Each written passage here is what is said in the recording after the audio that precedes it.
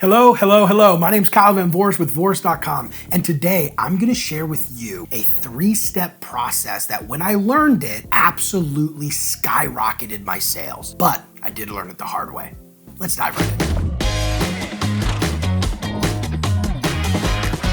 So when I was a young man, when my hairline was up to my eyebrows and I was very stoic and walked around with grace, I was running the SDR team at a financial tech company based out of San Francisco. And this was my first big leadership experience. I scaled that team from 3 people to 14, and we actually went from 120 million in assets under management to over $1 billion in less than 20 months. So we had a great run, but it wasn't always great. There was a lot of iteration. We were an early stage startup company. We were venture backed. There's a lot of stress, a lot of focus on the sales organization and making sure that we had a true repeatable sales process. Well, I had an issue. I was a good people leader. People liked working with me, but I wasn't great at the data side. And specifically, how do we learn and iterate on a process to get like a true repeatable sales process? I had no idea what to do. Well, through that experience, I learned this 3-step process that I'm going to share with you today that now I use every single time I work with an organization to help figure out exactly what they need to be doing to achieve a true repeatable sales process at their organization. So let me share that process with you and watch you implement it so you can send me emails saying, hey, this was so great. Can't wait for those. So the 3-step process is ask, review, and hypothesize. And what you do is you look at your team and find out where they're struggling. And I'll give you an example in a minute.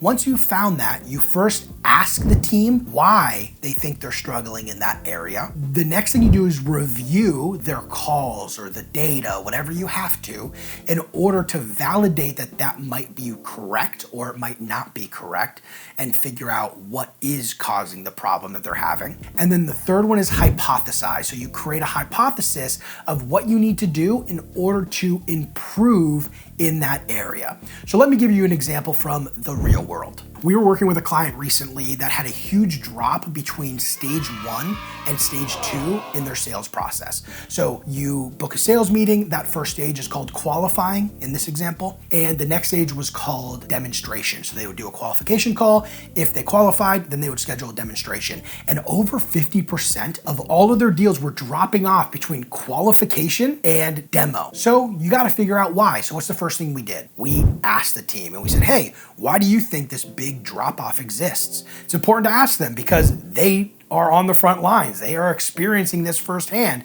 They have a lot of insight. So you ask, why is this happening? So what did the sales reps say? They said it was because the meetings they were getting from the SDRs were very low quality. Now, I've been around the block. I've heard that plenty of times. Seldom is it true, but whatever. Log it in the bank. It could be true. I'm not here to judge. I'm here to discover. So we move on to the next step, review. So that's exactly what we did. We looked at the data to see how many of these deals are being closed lost due to qualification. We also listened to 10 sales calls in order to get a sense of what was happening on them. And what we found is that close loss reason was not because of qualifications. These meetings they were doing actually totally qualified. So it had to be something else. So we kept looking at the data. What we actually found is that in all 10 of those call recordings we listened to, not one sales rep booked the demo call on the call with the prospect.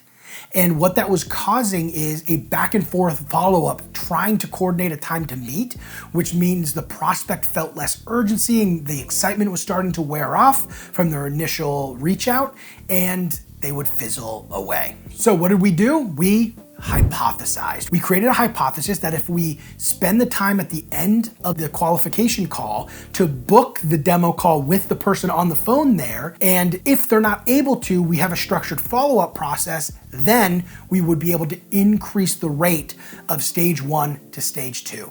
That was the hypothesis. We rolled out the new process, and guess what happened? That's right, you're good. It absolutely worked. Now that process, I just repeat over and over and over again until we have a real repeatable sales process, and you never stop. Wherever the team is struggling, you ask, you review, you hypothesize, roll out something new. That's all you have to do. And if you keep doing that and you make that a habit within your organization, you're going to reach heights that you've only ever dreamed of. But you have to be disciplined and actually let the data tell you what you have to do. You can't just do it based on feeling like absolutely everybody does. You have to let the data and have this scientific approach guide what you do next. And if you do that well, you're going to be excellent, which I know you are going to be. So thanks so much. I appreciate your time and we'll talk soon.